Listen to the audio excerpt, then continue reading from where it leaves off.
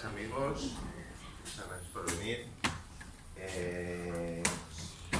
Os he convocado aquí, que se dice, en el entorno, bueno, pues de Pestaza de Melilla, mi exposición, diario de bordo aquí en la UNED, y mis trabajos más o menos alternativos, sobre todo en este caso en el campo de la imagen, del estudio de, no tanto de la historia del arte, sino de la historia de la imagen.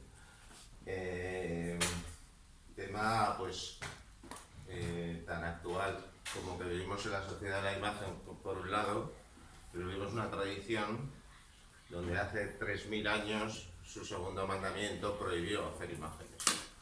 Entonces en esa contradicción, una contradicción que dirían el materialismo histórico, una contradicción, una relación dialéctica.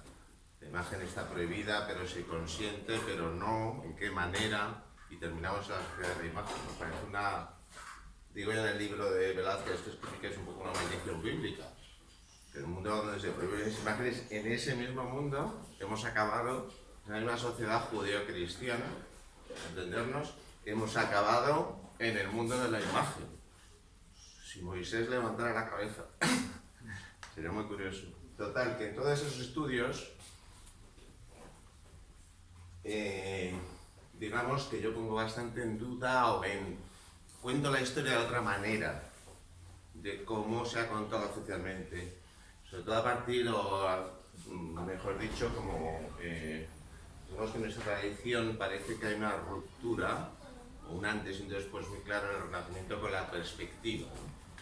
Entonces el tema que a mí me ha fascinado y que estoy estudiando, porque oficialmente siempre nos cuentan, pues el libro de Alberti, famoso libro de pintura, donde define por primera vez cómo se hace bien una perspectiva.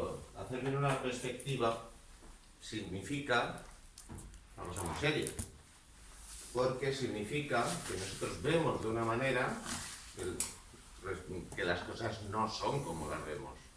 Las cosas son más pequeñas cuando son más lejos, pero nosotros las vemos así. Entonces llegar a producir una imagen en la cual hay una equivalencia biunívoca entre cómo ve el ojo y lo representado, es la primera vez en la historia de la humanidad. Y esa primera vez lo que permite es trazar planos, mandar planos de máquinas a 10.000 kilómetros y construirlas allí, permite ese término tan arrogante de Occidente de dominar, conquistar la naturaleza, ¿no? Entonces por eso es tan importante la aparición de la perspectiva, aparte de que los cuadros saben por fin representar cómo ve el ojo más o menos, relativamente igual, porque es la misma deformación que el globo terráqueo y los mapas, ¿no? Pues la Tierra no es plana y no es cilíndrica y no es esférica, pero ¿cómo pasa de a plano? Siempre deformaciones, siempre. La Antártida y el Ártico salen como muy extendidos. Alaska y el otro lado parece que están lejísimos. Todas estas cosas, ¿no? Que nos hacen entender el mundo de una manera, por supuesto. Total, que la perspectiva supone eso, ni más ni menos, y siempre nos lo han contado como un proceso de racionalización, una teleología que se llama, o sea, ir hacia una historia con un fin, algo también muy cristiano, el fin, la historia como relato hacia un apocalipsis y hacia un juicio final, en el cual este es el momento de racionalización máxima, ¿no? La perspectiva, solo dos apuntes mínimamente técnicos, se define por dos conceptos. Primero, porque, igual que en cualquier carretera, igual en esta sala, todo va, si esta sala fuera infinita, pues va todo a un punto de fuga. Que eso ya había otras tradiciones que lo han pergeñado, como veremos, por cierto, pero lo que es nuevo es esto. Y esto es el punto de distancia que permite que esas baldositas cada vez las veamos más pequeñas con una ley natural, digamos, como ve el ojo. Entonces, el conseguir esto es lo que realmente hace que yo pueda representar el mundo exactamente, equivalentemente a como lo veo. Es decir, a 28 baldosas y a 5 para allá estoy yo. Entonces, sé colocar en un dibujo, se hace una transposición de la realidad a la imagen. Pues de ahí empezamos con que la imagen sustituye la realidad, porque como son equivalentes, entonces ya llegamos al dominio de la imagen sobre la realidad y llegamos al mundo de la imagen, por supuesto. Vale, esta es la historia oficial. Pero hay otra historia. Esto es Leo Battista Alberti, 1435 de pintura. Pero es que hay otra historia que yo, cuando me metí en estos mundos, empecé a descubrir y es la que os quiero contar. Esto es el primer videojuego, perdón, de 1984, creo que son las mismas leyes que la perspectiva de Alberti. Cualquier videojuego está hecho con las leyes de Alberti. Es decir, todo lo que hablamos de la perspectiva, todas sus implicaciones no racionales, y ya os adelanto, místicas y demás, entran de lleno en la realidad virtual de hoy día. Porque lo que vemos en las pantallas son perspectivas albertianas, renacentistas, exactamente igual. Y la pista para otro día me la dio este libro, Conocimiento Secreto de David Hockney, donde muy en resumidas cuentas viene a plantear que todo esto del Renacimiento no fue, digamos, un momento de racionalización donde un señor se levantó una mañana, de Battista Alberti, vio el espacio y dice de pronto, se me acaba de ocurrir geométricamente cómo paso esto a una imagen. Eso es como nos lo han contado, ¿no? El genio del Renacimiento.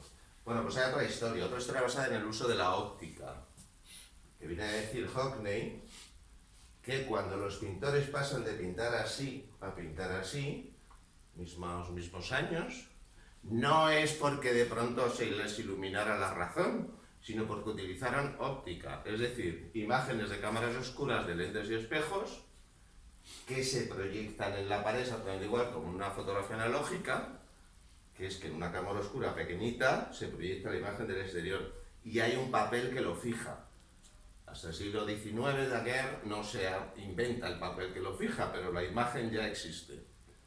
Entonces viene a decir este hombre, y muy bien documentado y sobre todo gráficamente, es que no hay más que hablar, que esto es una fotografía, una imagen fotográfica, una imagen de cámara oscura. Y esto es como pintaban hasta entonces, pero no porque fueran muy listos, sino porque utilizaran óptica, proyectaban las imágenes, calcaban y copiaban. Entonces es el gran anatema del artista genial, decimonónico y todo esto. A su vez, además de eso, pues claro, hacer esta geometría por el método geométrico, pues es una tortura. En cambio, si la proyectas, la calcas. Eso es lo que dice Hockney, entonces pues he hecho muchos enemigos o muchos detractores dentro del mundo del arte, pero porque claramente la cosa es cocida. Entonces yo, juntando todo esto, me pregunté, bueno, la pregunta que a mí me motivó, todo lo que os voy a contar es ¿y por qué? Porque el ser humano decide en un momento dado pintar a semejanza de cómo ve el ojo, representar no solo los objetos, las caras, sino el espacio, que es la gran revolución. Vamos a ver perspectivas, vamos, de cosas que se hacen más pequeñas, pero no están bien situadas, entre comillas, en el espacio. En otras muchas tradiciones que vamos a ver. Entonces, ¿por qué? Sin esa necesidad, ¿por qué esto? Porque ¿de dónde viene? Y a dónde va, ya lo hemos visto, a la sociedad de la imagen. Entonces eso me llevó a investigar. Y resulta que en paralelo, todo esto es Florencia, por supuesto, en paralelo a ese comienzo virginal de la razón con el de pintura de Alberti y la perspectiva, hay otro comienzo narrado por los historiadores de la época del primer dibujo perspectivo de la historia. Y ese primer dibujo perspectivo de la historia, es decir, un dibujo que era tan similar a la realidad que, entre comillas, y sin que entre comillas, engañó a los ciudadanos florentinos pensando que lo que estaban viendo era la realidad.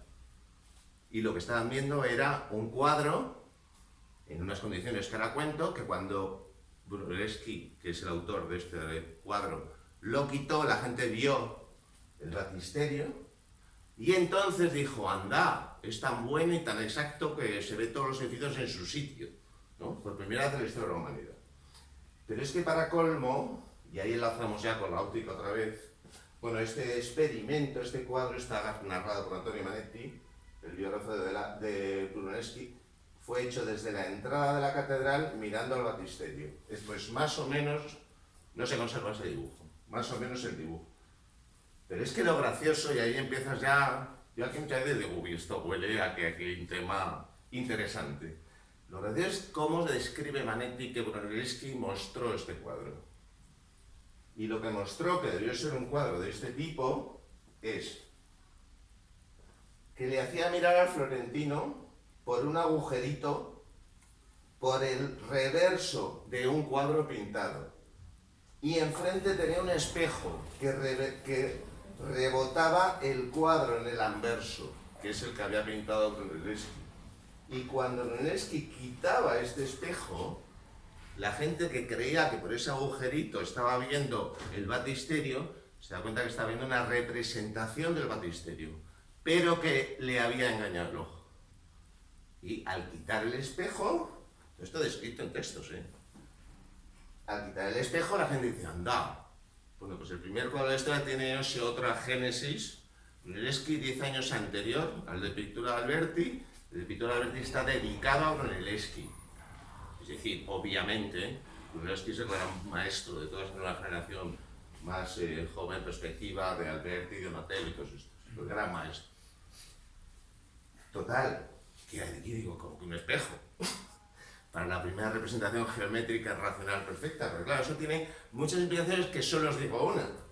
Si esto reproduce fielmente lo que está ahí enfrente y lo estoy viendo en un espejo, necesariamente esta primera pintura de la historia de la humanidad, perspectiva correcta, tiene que haber sido pintada a la inversa, para que a través de un espejo la veamos correctamente y lo podamos confundir con la realidad. Entonces, la primera pintura supuestamente racional del mundo mundial, que es esta, resulta que está el voyeur mirando por el agujerito, el engaño de que lo que veo es la realidad o la pantalla, los espejos y las representaciones, la primera se hizo especularmente. Entonces ya todo es muy raro, ¿no? Ya empieza a ser como, uy, aquí hay cosas. Entonces empecé a investigar entre Hockney y esto y tal, empecé a preguntarme por el origen. ¿Y esto de dónde viene?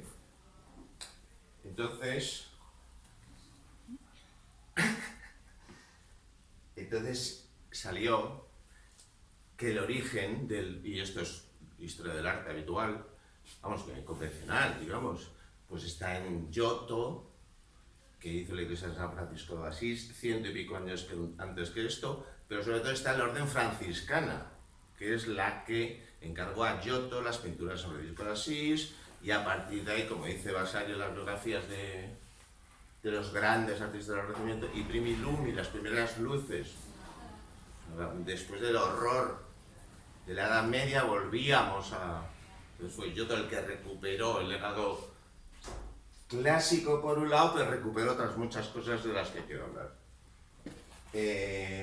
Entonces yo me fui para atrás, llegué a los franciscanos, llegué a la mística de la luz franciscana, a cómo los franciscanos definieron un tipo de imagen que acabó siendo la imagen perspectiva, pero que lo que alimentó eso fue la mística de la luz franciscana, que es una cosa muy evidente, por el mero hecho de que el Asís fue una iluminación, fue tomado por los estigmas. Entonces hay un tema de iluminación muy parecido a la que hay en muchas tradiciones místicas sobre las iluminaciones, ¿no? De ahí, de hecho, me fui a la tradición sufí, donde se alimentó el franciscanismo, y tengo pruebas que ahora os cuento, y de ahí me fui para atrás a todas las tradiciones místicas y acabamos aquí. Entonces vamos, este fue el recorrido como detectivesco, ¿no? Me fui para atrás y lo que está es la producción de imágenes por el ser humano en general. Y en general, para el ser humano, las imágenes eran siempre sagradas.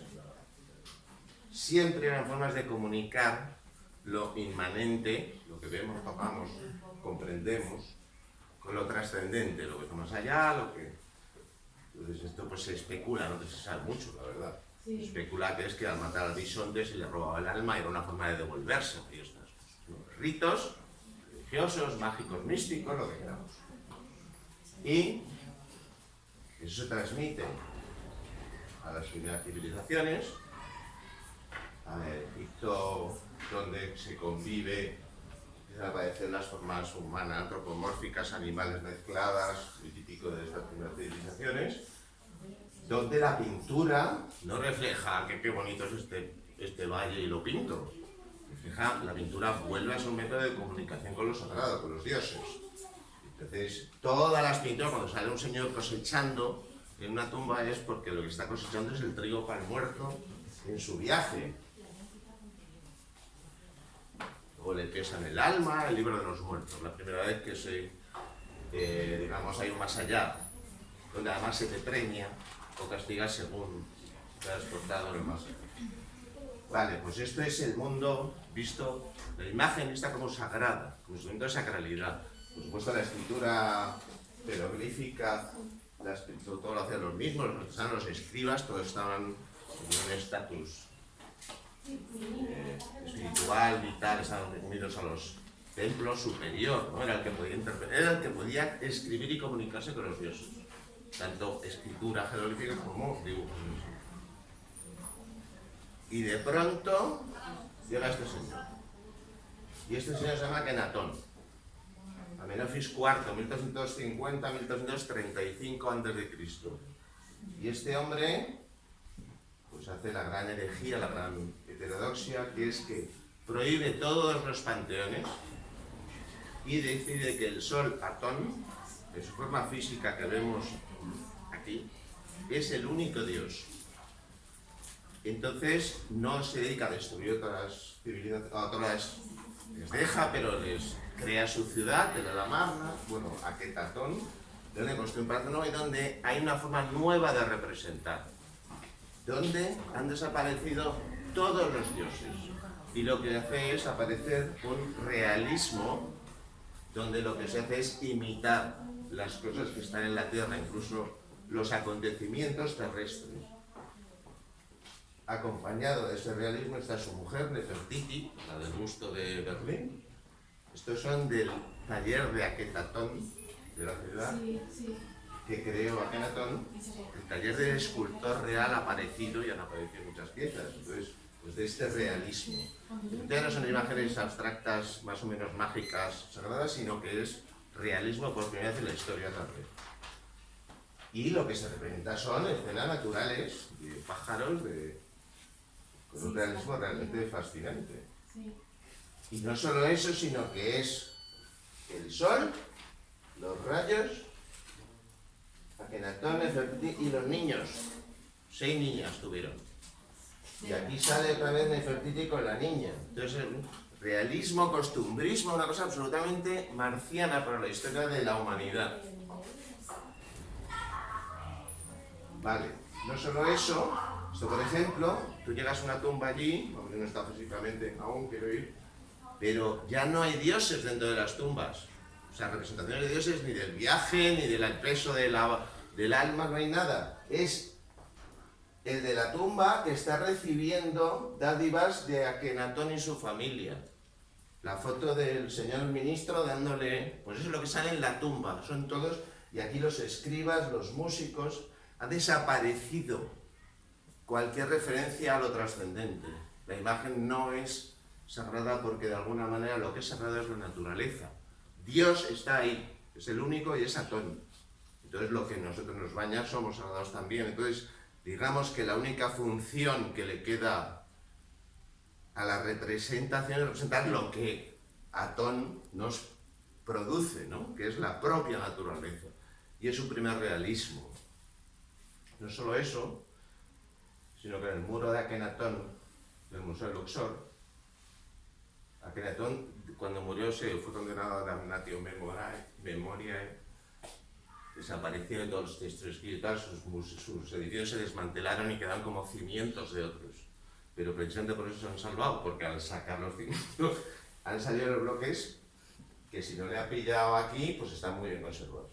Entonces, estos son un mural de cosas todo el rato de la vida diaria, donde además aparece otra, no solo un realismo, sino casi la primera vez en que aparece una representación espacial donde lo de detrás está más pequeñito que lo de delante. Y los tamaños no se organizan en función de la simbología o de la importancia del personaje, sino de según lo vemos, que ya nos va sonando. Por cierto, intuyo que hay una conexión entre esto y la perspectiva, porque no deja de ser un punto un poco gordo, porque es el sol, no está en el infinito, pero la estructura es la misma. Os leería ahora un trozo de los cantos al sol de Akenatón, el himno al sol, y el himno al sol de Francisco de Asís, y no sabéis de cuál es cuál. Lo he hecho. Y ahí lo dejo. Son temas que, bueno, es un poco osado, pero intuyo que no tanto. ¿Y entonces qué pasa? Pues que llega Moisés, y Moisés, hay un hombre que se llama Jan Assmann, un egiptólogo, que siguiendo una tradición que empezó ni más ni menos con Sigmund Freud, el último libro de la vida de Sigmund Freud, el último, año 41, no estaba la cosa para escribir tonterías, fue sobre Akenatón y sobre el Moisés como un sacerdote de Akenatón. Esos grupos de judíos que habían llegado al Egipto se habían asociado con el monoteísmo de Akenatón. Cuando cae Akenatón son expulsados en general, y digamos que todo el éxodo sería una especie de huida de los judíos que habían apoyado el monoteísmo de Akenatón. Es un tema fascinante, muy complejo. Pero la historia es que de pronto llega Moisés, huye para acabar, sube al monte Sinai, baja las tablas, y el segundo mandamiento es el segundo. Primero, hay un solo Dios, es decir, nada es sagrado. Dios es trascendente, está ahí, nosotros somos profanos. Que ahí empezamos los problemas por otro lado. Y por otro lado, eso digamos lo implícito en el primer mandamiento, pero el segundo no es prohíbo las imágenes. Prohíbo las imágenes que representan lo que está debajo de las aguas, lo que está encima de las aguas, lo que vuela por los cielos. Entonces, es una prohibición estrictamente a la imagen realista, porque esa imagen se considera, deja de ser sagrada como comunicación con lo trascendente y pasa a ser una mera copia, pierde su sacralidad. Entonces se entiende la imagen realista, especialmente esa que engaña al ojo, se entiende como una emulación de Dios en la creación. Entonces se prohíbe. Y esa prohibición está en todo el judaísmo, impregna a la propia tradición grecorromana a través de Platón, que odiaba la imagen y expulsaba a los artistas de la ciudad, y la caverna, y son todos sombras, y la imagen es engañosa. A Platón le viene por el orfismo y el pitagorismo, que estaba impregnadísimo de culturas orientales, tradiciones como esta, que es la otra gran vía, que es el zoroastrismo, el mundo persa, donde el zoroastro se define como el combatiente de la luz y la sombra. Entonces constantemente está el tema de la luz, de Dios, o sea, del Dios como sol, pues puesto Zeus, es el Dios Padre, es Zeus, día, Dios. Se asocia a la luz solar, los patriarcados, por supuesto. Total, que también en el zoroastrismo está esto es un símbolo que viene de hecho de la tradición egipcia, pero está siempre el símbolo solar. Estos son impresionantes las tumbas de los emperadores persas cerca de Persépolis.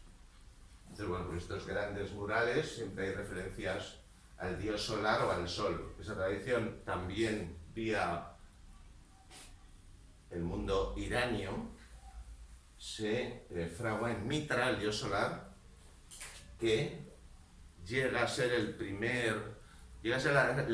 la primera religión más o menos homogeneizadora del Imperio Romano en el siglo II, porque todos los legionarios que venían al este volvían mitraicos. En Europa hay 600 y pico mitreos repartidos por toda Europa occidental. Entonces también un dios solar, Mitra, que recoge las tradiciones indígenas. Mitra además termina dando lugar al dios del sol Invictus. Y todas estas tradiciones solares están en todas las culturas anteriores a que aparezca el halo cristiano. Pues aquí tenemos halos de luz, todos los que queréis en todas las tradiciones de hecho. Mitra de hecho nace un 25 de diciembre. Y se ha dicho mucho la influencia en la figura de Cristo, porque todas las figuras, estas por supuesto son inventadas, el mayor o menor medida y datos. Todos los evangelios se definen en el siglo III después de Cristo. O sea, se definen los ortodoxos, había 45, 50 bajo los apócrifos. Y en el 300 y pico, 325 creo, se dicen los 4 buenos son estos, todo lo demás herejía. El Corán se define por escrito 2 siglos después de la vida de Mahoma, en la Bagdad del siglo IX. Y lo mismo, o sea, cuando empezamos a hacer ortodoxas las cosas por escrito, pues empezamos a los problemas del dogma y las ortodoxias. Todo en realidad es una mezcla, no hay nada puro. Eso lo dice Mircea Eliade de una cita maravillosa, donde dice que no hay ninguna cultura pura, ni siquiera la nuestra también vive de eso de que Occidente fuese un nacimiento virginal, ¿no? En Grecia, la razón. Bueno, pues andan en estudios diciendo cómo la razón griega está ya en los Upanishads indios en el siglo VIII a.C. Y cómo a través del imperio persa, ahora vamos al mapa, se conectó Grecia y la India. En Grecia, en el mundo greco-romano, se vuelve a dar, o se da por primera vez, algún tipo de realismo, donde efectivamente no hay intención, estos platos en perspectiva, ¿no? Y aún no hay una intención de representar un espacio, ¿veis? Los espacios son como en blanco. Esto es un caballo, están, vamos, maravilloso. Y como figura realista esto podía ser de Piedra de la Francesca, vamos, del pleno siglo XV. Del siglo IV antes de Cristo, la tumba macedonica. Pero no hay un fondo definido geométricamente. En paralelo a esto surge Roma, donde también el realismo es la escultura republicana, y obviamente hay una apuesta por el realismo. Y no solo eso, sino por una representación del espacio con cierta idea de perspectiva. Estos son interiores de los llamados 4 estilos pompeyanos. Y este es el cuarto, donde ya se mezcla todo. Entonces, hay este templete, esas líneas están hechas en perspectiva, y entonces todo funciona en perspectiva, al menos en la sensación de este primer espacio de 1 o 2 metros. Lo que pasa por detrás lo dejamos más difuso, parece una perspectiva aérea, que ahora vemos algún detalle. Entonces los romanos, hasta aquí llegaron los romanos. Estos primeros 2 metros, ese umbral, sí funciona bien perspectivamente y todo parece que va a un punto de fuga, pero mirad lo que pasa cuando ven a través de la ventana. Esto no fuga perspectivamente, no se hace más pequeñito y no se ve bien, no funciona ópticamente. No hay esa corrección en el espacio hasta el infinito que proporciona la perspectiva. Entonces los romanos se quedan aquí.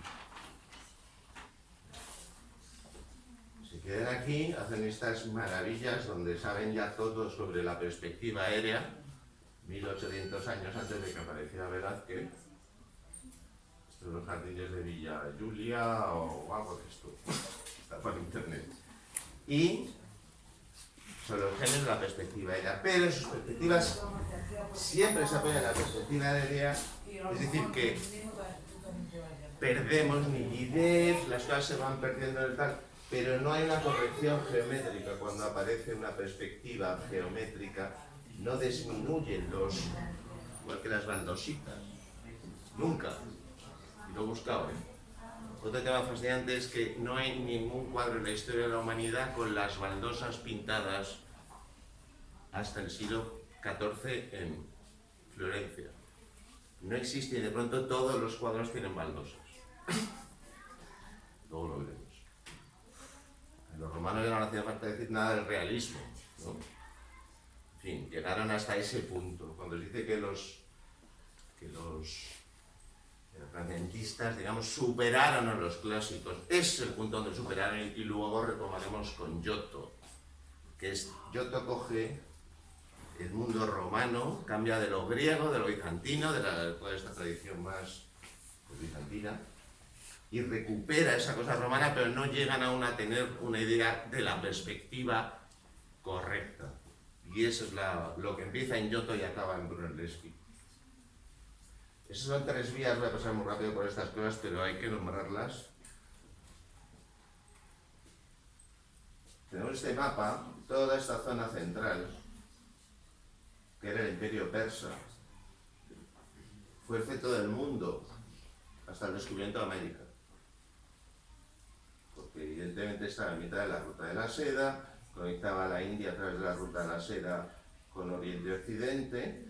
Entonces todo esto que os voy a contar es también, hasta ahora ha sido la historia ortodoxa del mundo pues, griego, romano, vale. Ahora vamos a contar todo eso que justifica lo que os quiero contar luego, que es las diferentes fusiones que se han dado en la historia de la humanidad que influyen en esta historia.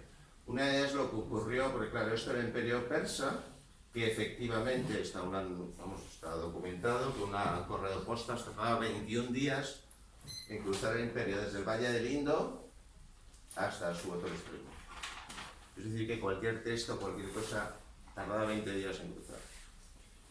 Y en Persépolis trabajaron técnicos, arquitectos, pintores de todos los sitios, egipcios, griegos. Era un mundo mucho más multicultural de lo que pensamos. Entonces, cuando Alejandro se come el Imperio Persa, resulta que llega hasta aquí. Y al llegar hasta ahí, crea las primeras ciudades como Alejandría, que aún están algunas por allí, aparte de la más famosa, en Egipto. Pero aquí hay varias Alejandrías, y no solo eso, sino que se lleva a sus artesanos para hacer sus templos y todo. Entonces se produce una fusión fascinante entre el mundo griego y el mundo budista. La imagen de Buda no existía. Buda se le adoraba en imagen por una ausencia, por un símbolo, un círculo, sus pies antes de la iluminación, las huellas, pero no había una imagen de Buda. La imagen de Buda aparece cuando los griegos hacen sus Apolos y los budistas dicen, oye, ¿por qué no nos hacéis una imagen de Buda? También es historia, no estoy contando nada. Y entonces empiezan a aparecer las imágenes de Buda que conocemos.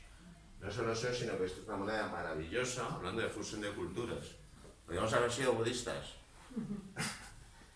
donde esto es Buda escrito en griego, la moneda acuñada en la época. Yo soy bastante budista, la verdad. No ortodoxamente, porque no soy nada ortodoxamente, pero, en fin. Y más ejemplos, y empezamos en Apolo y terminamos en Buda.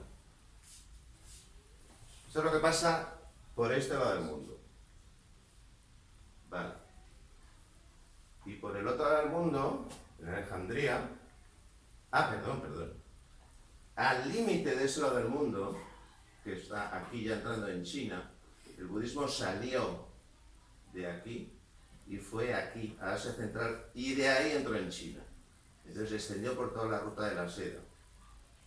Entonces, aquí en el límite ya con China, el territorio uigur, musulmán, que ahora está con el gobierno chino central, pues resulta que están las cuevas de Dongguan, donde hay perspectivas, pero perspectivas.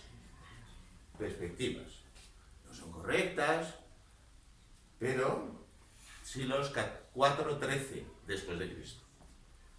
Entonces, el mundo del arte, bueno, todas estas operamos del arte, de la representación, de la imagen. Y al otro extremo del mundo, helenístico, que efectivamente es Alejandría, pues resulta que se da esta otra fusión. Que ese realismo greco-romano, cuando esto, primero Alejandro, luego los propios romanos, de los siglos I y III, se da una fusión de las tradiciones egipcias de modificación, pero aparece no un retrato más o menos estándar de muertos, sino aparecen retratos realistas.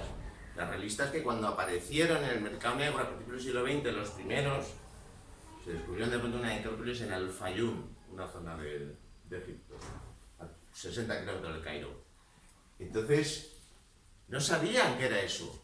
Pero es una falsificación de una pintura expresionista, si era romano, si era más mezclas y más fusiones.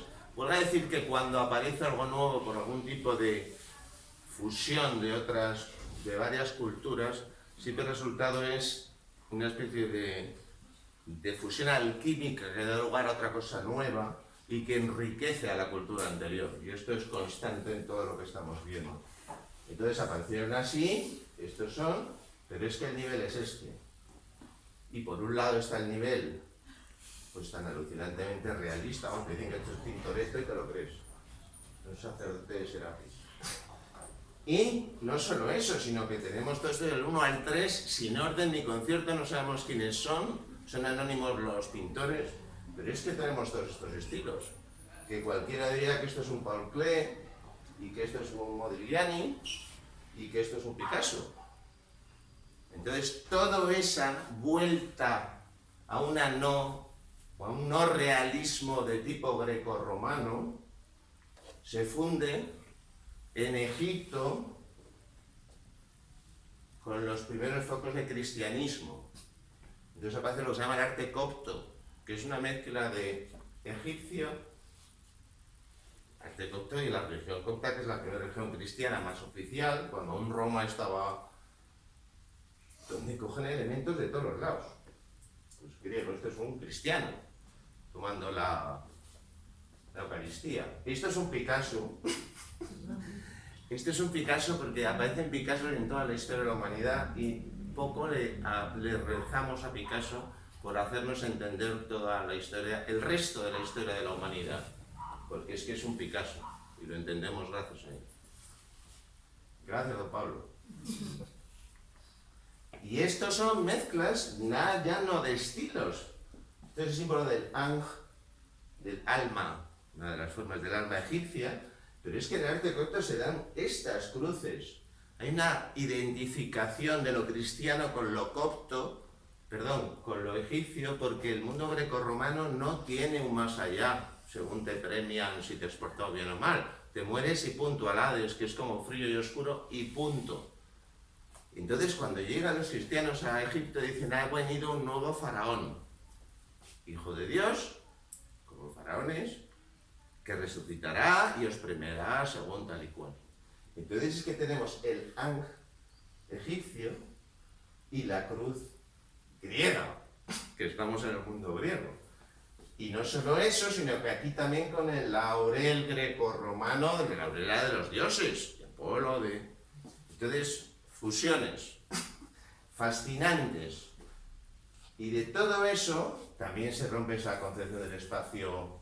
No porque dejaran de saber pintar, sino porque hubo una avalancha de influencia oriental con el cristianismo que se cargó esos cánones greco-romanos clásicos que luego recuperó Giotto. Como Giotto no es franciscano. ¿Ves esto? Le quitas la orla y aún es un filósofo griego. Este entre la mesa y la orla ya es un apóstol cristiano. El traje es el mismo, ¿no?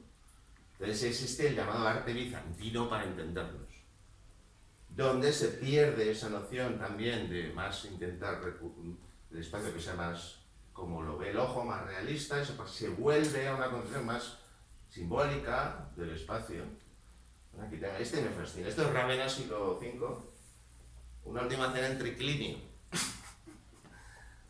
por si queremos mezclas. Y luego, sobre todo, en el aspecto más espacial, cómo se rompe la perspectiva, ¿no? Una se va para acá, otra para arriba, otra no sé qué. No había una concepción unitaria del espacio, que es, repito, el gran invento de la perspectiva. Entonces esto, que se parece mucho a esto, pues es que resulta que es la mezquita de Damasco. Entonces cuando el Islam aparece pues, aquí, todo esto lleva milenios de tradición. ¿Y qué hay por ahí? Y a quien conquistan un buen pedazo a lo bizantino. Entonces los que hacen los mosaicos, los artistas son bizantinos, y entonces esto es puramente bizantino, de esa tradición, ahí empieza la tradición. Está el gran tema de que, por un lado, el judaísmo prohíbe en su segundo mandamiento decir la imagen, y este tema siempre ha sido conflictivo en el lastre de religiones. Entonces, en el cristianismo, la razón que arguyen los teólogos para justificar la posibilidad de la representación realista es que Cristo, Dios, ha estado en la tierra, entonces tiene una cara que es lícito representar. Y por ahí se cuela la recuperación de las imágenes en el cristianismo varias veces a lo largo de la historia. Pues tenemos varios figuras iconoclastas desde el poder eclesiástico o desde los herejes. Tenemos a San Agustín aberrando de los ídolos egipcios, porque no puede ser representar ídolos que tienen poder sagrado.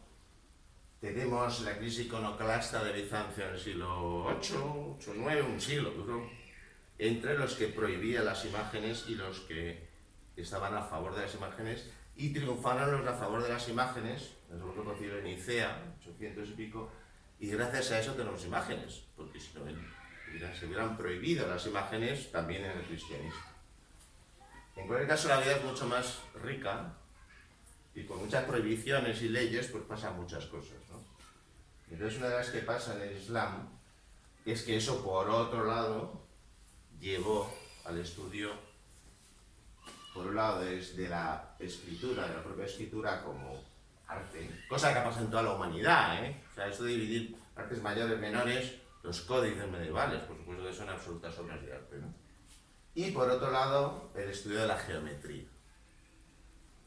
Y llevándolo a los extremos, donde vamos a decir, y ahora entramos ya en la última parte, lo siguiente. ¿Os acordáis cómo quedó el mundo romano, no? Habían tenido una idea de representar en perspectiva, pero no terminaban de saber cómo se representa el más allá, ¿no? Esa homogeneidad en la pérdida del tamaño de los objetos, etc. Vale, digamos que todo el conocimiento que dio lugar a poder definir la perspectiva en Occidente, en Florencia, en el siglo XV, digamos que unió esa tradición latina, no griega, no bizantina, en el sentido de bizantino, con el estudio de la óptica, que venía efectivamente de todo el mundo islámico, me gusta más decir islámico, mundo islamizado, cristiano, creo que es lo que más lo define, como un mundo islámico. Cualquier definición es mala, porque claro, hay tantos grupos de... Total, ¿cuál es la historia de esa ciencia? Pues la historia de esa ciencia, que terminando la perspectiva, es lo que les decía, que está muy enraizado, por un lado, con toda la ciencia de origen islámico, pero no solo con la ciencia de origen islámico, sino con la mística de origen islámico. La mística de origen islámico, centrada sobre todo alrededor del sufismo. Aquí hay muchos expertos en muchas cosas, igual digo alguna barbaridad histórica, pero trabajando tantos temas tan dispersos, pues y más sin querer tener papel, pues a veces siglo arriba, siglo abajo. Pero bueno, el tema de la luz es un tema fundamental en todas las tradiciones monoteístas. ¿Por qué? Porque en el monoteísmo Dios nos hace de la nada. Entonces no somos divinos, es una cosa que sale de la nada y está ahí. Entonces no tiene divinidad, no es Dios. Entonces, claro, ¿cuál es nuestra relación? ¿Qué gracia tiene que alguien haga algo de la nada y nos deja abandonados? Entonces, ¿cuál es la relación que se establece con la divinidad? Pues se establece una relación de imagen. Dios nos hace a su imagen y semejanza. No somos sagrados, porque no somos Dios, pero somos su imagen virtual, porque si no existe Dios, como la imagen virtual del espejo plano, nosotros no existimos. Que hay una habitación que refleja un espejo plano, una habitación vacía. Ahora pregunta filosófica. ¿Es un espejo si no refleja nada? Bueno, pues en general los monoteísmos viven mucho de esa sensación, o sea, de ese concepto de que somos un espejo, somos una virtualidad. Entonces, ¿qué pasa? Que empezamos con las metáforas de la luz y del espejo y de la imagen. No solo eso, sino que los dos comienzos, pues se narra míticamente el comienzo en la Biblia, en esta escritura del logos, la palabra, como queramos traducirlo, y el otro es hágase la luz. Entonces esto ya es un lío, porque claro, o somos razonamiento o somos iluminación. Bueno, pues en esta batalla seguimos. ¿Por qué? Porque porque la iluminación, digamos que no utiliza la palabra es el logos, es el dogma, es la definición. En cambio, la iluminación en todas las místicas de todos estos monoteísmos y en cualquier mística, significa que la conexión es directa. Primero, sin estamento religioso intermedio, sin dogma, y segundo, sin palabras. Y tercero, sin entender nada, porque ese es el viaje. Pero ese es el viaje de la iluminación. Entonces ese viaje de la iluminación choca con las tesis más dogmáticas, hace que las tendencias más místicas y iluministas pues hayan tenido problemas siempre con la ortodoxia. La entrada fundamental de esa mística de luz viene por el neoplatonismo, Plotino, Alejandría, siglo II después de Cristo, donde dice, bueno, pues que Dios es un ser de luz universal, infinita, además, que lo que hace es derramar su luz y va creando el universo hasta que llega a la materia. La materia, que es lo que menos luz tiene, pero sigue siendo una condensación de la luz divina. Entonces hay una especie de posible, yo tengo panteísmo, que esa es otra de las grandes batallas de los místicos, pero sí, pues un acercamiento que no es sacado de la nada y ahí os quedáis, ¿no? Entonces hay una explicación mucho más cercana al panteísmo, cercana a la sacralidad de la tierra, dentro de la explicación mística de todas las tradiciones monoteístas. Bueno, todos los grandes místicos de todas las tradiciones han hablado de la luz, ¿no? Por supuesto.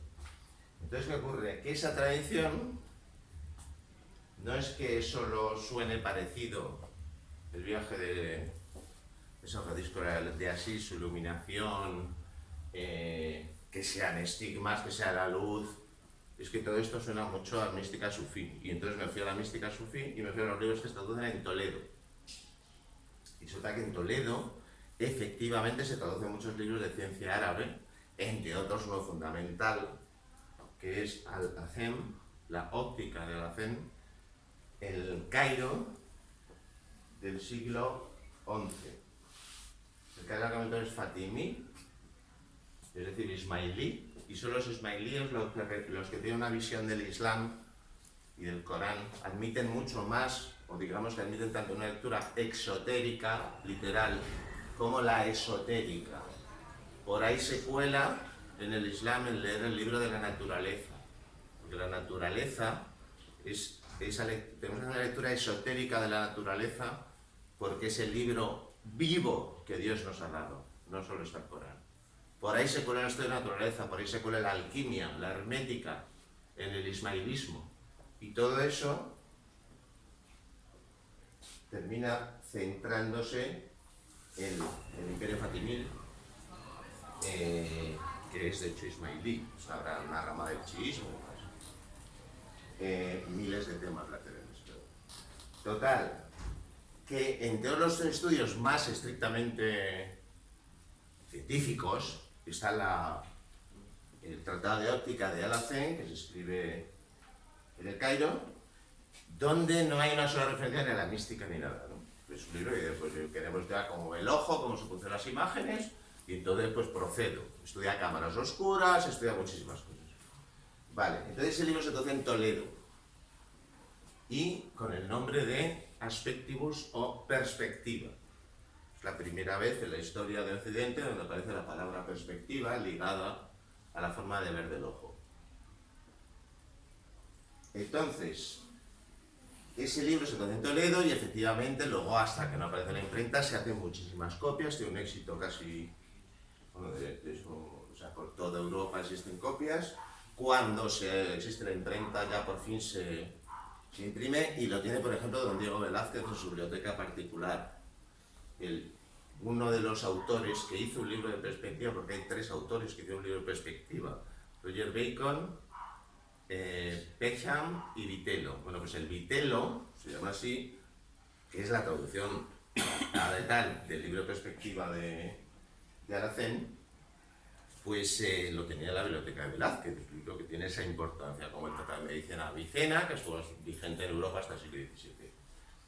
Total, que enlazando, cuando llego al Roger Bacon perspectiva, que es un franciscano, los franciscanos son los que meten esto, hay un tema apasionante de todos los franciscanos ingleses, y franciscanos no pre-franciscanos que vinieron a Toledo a por libros y se los llevaban a Oxford, porque veían que la ciencia árabe estaba empezando pues a ser, o sea, que aquí seguían discutiendo sobre las cuestiones bizantinas, y nunca lo hemos dicho, y los árabes estaban pues, hablando del mundo islámico y demás. Entonces, ¿qué pasa? Que cuando llego a la perspectiva de Roger Bacon, lo que me encuentro es que sí, que habla de ciencia, pero habla de mística. No os voy a leer los estrictos, pero dice de cómo esta ciencia, la perspectiva, tiene relación con la teología y la importancia que tiene la luz en toda. Entonces está en un paralelismo entre la forma de ver espiritualmente, que habían estudiado mucho los sufíes, se establece entre el ojo físico y el ojo divino. Entonces aparecen todos los iluminismos, Al-Surabardi, la escuela iluminista. Entonces se establece, digamos, el paralelo entre que igual que vemos con el ojo, tenemos un ojo para ver a Dios. Entonces hay que estudiar la luz real, porque es una metáfora de la luz divina. Y por ahí empezamos a estudiar cómo ve el ojo. Y los franciscanos irán más allá, dirán no solo cómo vemos, sino cómo representamos. Y por ahí entra. Porque es una necesidad de representar tal cual nos lo pide ese ojo físico que acompaña a la visión metafísica. Así de fascinante es y complejo, no lo niego. Entonces, ¿qué ocurre? Pues que hay un viaje fascinante de los libros. Entonces, el tema, un solo personaje hablo, Al-Ghazal, místico, sufí, persa, de aquí. La biblioteca de Bagdad la hizo una familia budista de Afganistán, Herat hoy día, que le trajo al Mamun hasta Bagdad recién creado para que creara una biblioteca universal. De esa biblioteca, así de multicultural es todo aquí, en realidad. En esa biblioteca estuvo Al-Ghazal de profesor, tuvo su crisis espiritual, muy sufí aquello, y se retiró del mundo. Entonces escribió varios libros, El nicho de las luces, donde habla exactamente de este tema del doble ojo, el espiritual y el físico. Bueno, pues cuando llegas a la biblioteca de Robert Grosseteste, maestro de Roger Bacon, el que escribe La perspectiva, pues en su biblioteca particular está metidos, está el dato, la metafísica de Al-Ghazal. Entonces la metafísica de Al-Ghazal está la metafísica persa, que es otro gran temita. La metafísica persa de Centroasia se traduce en Toledo por un equipo dirigido por Domingo Gonzalvo, un segoviano, junto con el judío Ibn Daul y otro tal Juan de Sevilla. Entonces, entre que uno lo dice en árabe, que es como está escrito, el otro lo pone, sabe el árabe y otro lo pone en vulgar castellano de la época, romance, y el que copia lo copia en latín. Es el proceso. Bueno, pues se tradujo la metafísica de Avicena, la metafísica de Al-Ghazal. Y esos libros están en poder de los franciscanos en Oxford. Y de ahí sale Roger Bacon escribiendo sobre estos temas. Entonces, ¿qué ocurre? Pues hay otro reloj fascinante que tampoco me voy a meter ya, porque que es desde que Roger Bacon escribe su De Aspectibus o Perspectiva, 1270, resulta que Roger Bacon es un franciscano un poco heterodoxo, que le meten en la cárcel por sus textos, porque eso es ya casi brujería, ¿no? Estudiar cámaras oscuras, tal, era brujería, lentes, ópticas. Y entonces hay un papa, un amigo suyo, que le dice, bueno, pero ¿por qué está metido en la cárcel? Escríbeme tus tesis. Escribe 3 libros, el Opus Maius, Opus Minus, Opus Tertium, y ahí está en el libro quinto la perspectiva, primera vez que se nombra esa palabra. Entonces el siglo XIII es un siglo de muchas batallas dentro de la Iglesia por definir una nueva forma de hacer Iglesia. A partir de la Reforma Gregoriana se pone en marcha desde las Cruzadas hasta la Inquisición, pero también se pone en marcha una nueva forma de hacer propaganda, de utilizar la imagen y de utilizar las reliquias y de utilizar lo místico, mágico que la Iglesia había apartado.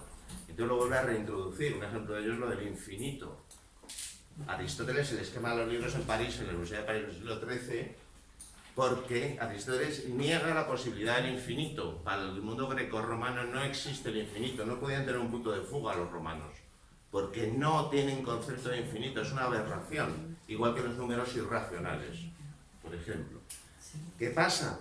Que la Iglesia reintroduce el infinito precisamente en la Tierra. Entonces la perspectiva tiene un punto de fuga que no está en el más allá, está aquí, en nuestra imaginación, pero aquí en esta Tierra. Y entonces, como mezcla de todo esto, cuando llegamos a que no sé ustedes, aquí se quedan los romanos. Entonces todo es esa sensación de un primeras estanterías o un primera arquería que sí, muy realista, pero ya lo que está detrás parece un poco raro, no lo supieron resolver, por así decirlo. Y esto es Giotto, que vamos, o sea, habían pasado 1000 años y se volvió a hacer las mismas preguntas, por así decirlo, ¿no? Muy fascinante esto, por ejemplo, esto está resuelto en bastante correcta perspectiva. Pero mira cómo se presenta esto, la mitad del palacio se ve desde arriba, mete un trozo de cielo, lo parte en dos y la mitad del palacio se ve desde abajo. Están pergeñando, dando vueltas a ver cómo se representa y están a ver si consiguen lo mismo esto es casi como súper romano, ¿no? Toda esta parte. Entonces el gran invento de Occidente, Giotto también, que ya empieza aquello a ser más como termina siendo la escuela de Rafael. Pero un dato importante es que no hay un solo suelo ajedrezado, ni uno. Porque si metes un suelo ajedrezado ya se ve o que no lo sabes hacer y no controlas perspectiva, o oye, que lo meto para demostrar que sé hacerlo y de paso sé medir el espacio y sé representar cualquier cosa en el espacio como si fuera el ojo. Esto ya se parece más, pero sigue sin haber suelo ajedrezado. Incluso cuando, pues sigue siendo Giotto, cuando mete esto, que ya tenemos la idea del punto de fuga, luego todo cuando lo reconstruye nunca termina de ser un punto, se van un poquito. Pero sigue sin haber un esquema claro de suelo o paredes de fuga de ajedrezados. No lo hay. Aún no domina el punto de distancia.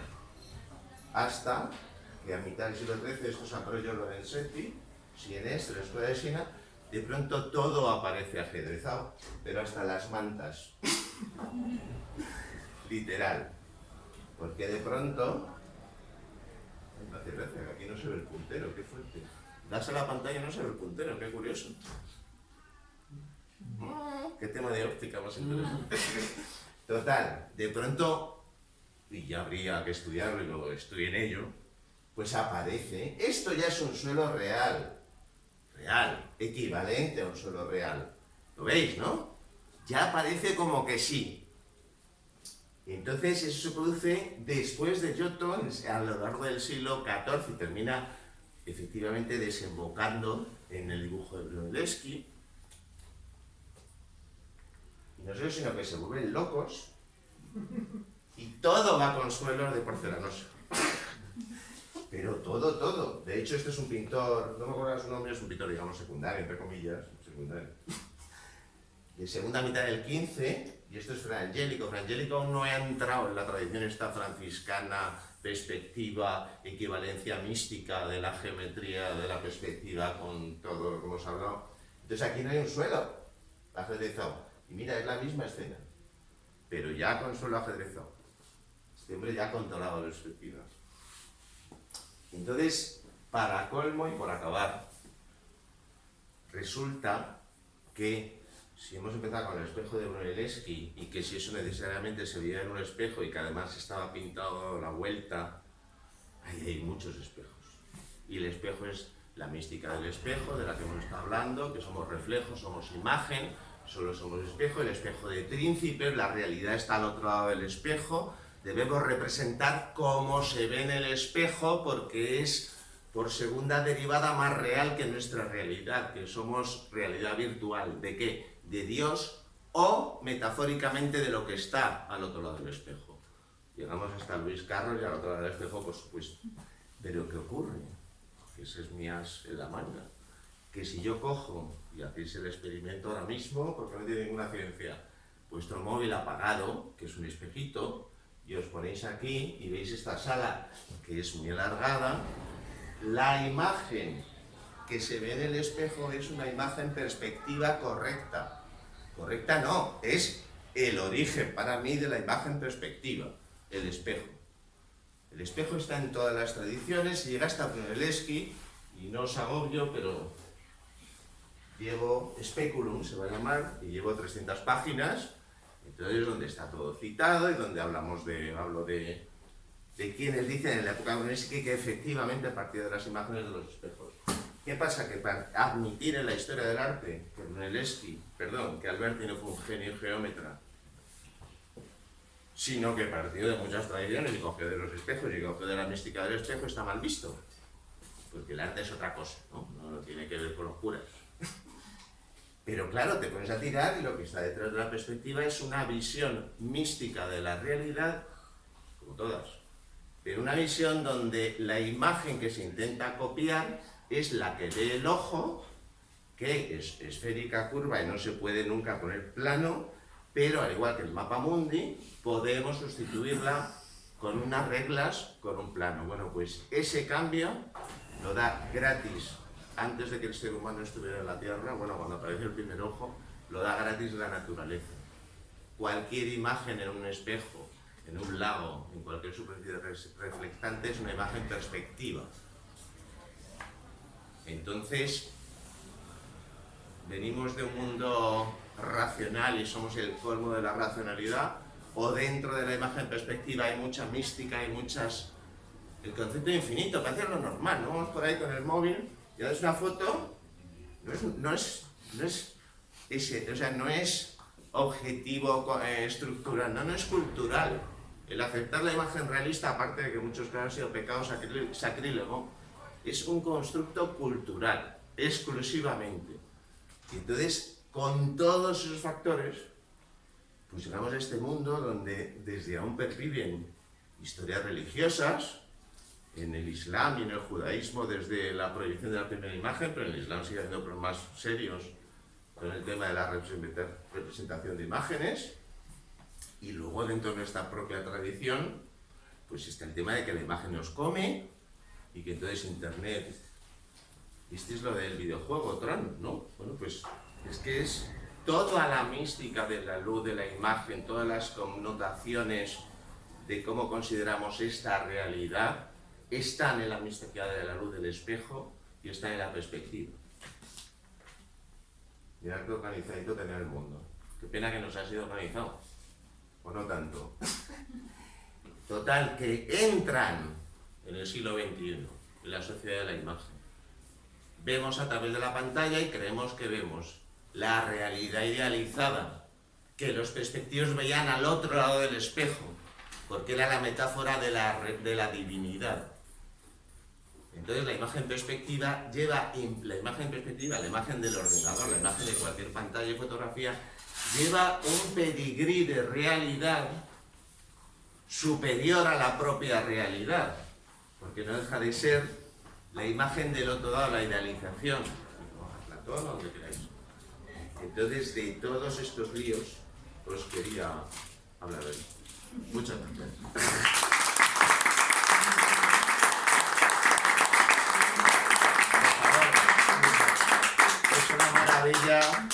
Es una maravilla trabajar con Fran, en fin, me ha puesto todo esto así, un puntero con láser que casi me ha hecho llorar y me lo hace todo fácil, se lo agradezco infinito. Muchas gracias, Fran.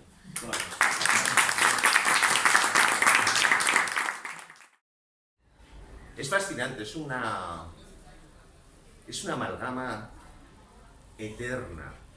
O sea, es que hasta cuando salen los genetistas estos, dicen que la raza es una cuestión cultural, porque todos no tenemos de momento un 2 a 5% de neandertales, todos. Y luego, de humanos, tenemos un 10% de caucásicos, un 80%. Son conceptos donde se parte yo digo siempre lo del mapa político y el mapa físico. En realidad es el mapa físico. No llegas a la frontera del Pirineo y hasta aquí hay vacas y hasta aquí hay cabras. No. Las plantas se mueven, las ideas es lo mismo.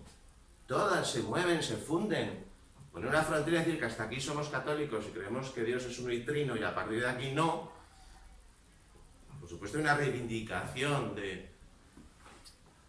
pues de las vías más unitivas, místicas, en cuanto a que no plantean partir del dogma, sino y entonces de la diferenciación, sino de todo lo contrario, y están también dentro de nuestra cultura. Es lo más importante. Cuando digo que el que hizo la biblioteca de Bagdad fue una familia budista de Afganistán, del Afganistán actual, es que lo digo todo. Es que es así, el viaje de la prevención era la Meca. Por supuesto que había conexiones culturales por todos lados. Ibn Arabi, murciano, que acabó sus días en Damasco, 20 años allí, donde es un santón y... Es todo mucho más... Y además es donde se produce la gracia, indudablemente. Si no, las civilizaciones tipo Egipto se pasó 3000 años haciendo lo mismo. Pues cuando se producen las mezclas, se producen las fricciones, pero también se produce el caldillo de la vida, ¿no? Pasan cosas nuevas y no es una evolución en un sentido darwinista, pero si es que, pues claro, si tú no sabes hacer las cosas con la rueda y alguien tiene la rueda y te la importa, pues fíjate, sumar la rueda con la escritura. Entonces, es un poco de sentido común. Aunque hay gente que dice, yo solo la escritura y la rueda es pecado. Y otro dice, yo solo la rueda y la escritura es pecado. En fin, seguiremos en la lucha. Y además, claro, yo lo hago con las tesis de Hockney, o sea, la teoría está de que llegó un tío y de pronto se puso aquí en medio y de pronto geométricamente se inventó, pues no. No, porque además es la visión típica occidental, patriarcal, pesada, de que somos la bomba y somos los primeros y los únicos. Entonces ya es, yo digo que Occidente tiene como 3 nacimientos virginales. Uno es lo griego, que ya los griegos llamaban a los demás bárbaros, o sea que somos los primeros y los únicos y los geniales. Luego el Renacimiento, que dice que la Edad Media es horrorosa, pero menos mal que hay un nuevo mundo clásico griego, greco-romano, pero que en realidad el Renacimiento es un mundo, el siglo, son los siglos de la magia. O sea, los libros, hay una data maravillosa, que es Basilio Ficino, Pico de la Mirandola, son los grandes humanistas del Renacimiento, y es el bibliotecario de Cosme de Medici, y está traduciendo por primera vez al italiano o al latín, por primera vez directamente del griego los diálogos de Platón. Y Cosme de Medici le dice, para ahora mismo porque ha aparecido el Corpus Hermeticum, que es el libro del hermetismo alejandrino, donde mezclaba todas las tradiciones de Hermes Trismegisto, y paran, y la magia, el alquimia y todo, y para la traducción de los diálogos de Platón para traducir un tratado de magia hermética. Entonces el Renacimiento es eso, no el siglo de la razón. Y luego ya el 18, que vuelve a decir que el Renacimiento es el siglo de la razón porque ese es el 18. Entonces son relatos, todas las historias, ni te cuento por supuesto en el comienzo del Islam, todo lo que es la fijación de la ortodoxia, lo hemos dicho también en el cristianismo, que es Constantino, año 325, cuando Cristo lleva muerto casi 3 siglos, que dice, no, lo que pasó fue esto. En Islam pasa parecido y en la Biblia 3/4 de lo mismo, se tardó hay 4 o 5 posibles fuentes, se fueron mezclando, pasaron siglos, se termina haciendo una ortodoxia, y bueno, y luego esa ortodoxia dice que esto es lo que pasó. Vamos, cualquier estudio histórico serio, ya la historia de las religiones se tiene que entender mucho más de forma simbólica, metafórica. O sea, esto que decía de los ismailíes, de que siempre admitieron desde el siglo VIII una lectura esotérica del Corán, porque entendía que era una cosa simbólica. O sea, no estamos, yo qué sé, todo, ¿no? O sea, todas estas cosas literales de los ortodoxos de cualquiera de los 3 libros, que si pone que no podemos comer tal, no vamos a estar 3000 años después, que si en Italia no se trabaja, que si todas esas tradiciones, pues yo creo que se pueden, en Occidente, la Iglesia no ha tenido más remedio que adaptarse. Ese proceso de modernización que por otro lado nos liberó de muchos prejuicios. Pero bueno, pues hay una convivencia en el mundo más occidental racionalizado, que no depende de mitos de hace 3000 años, y bueno, pues la Iglesia, con todos los líos. Pero claro, ese proceso son procesos que a nosotros desde aquí nos parecen muy normales. Estos han vivido esos procesos.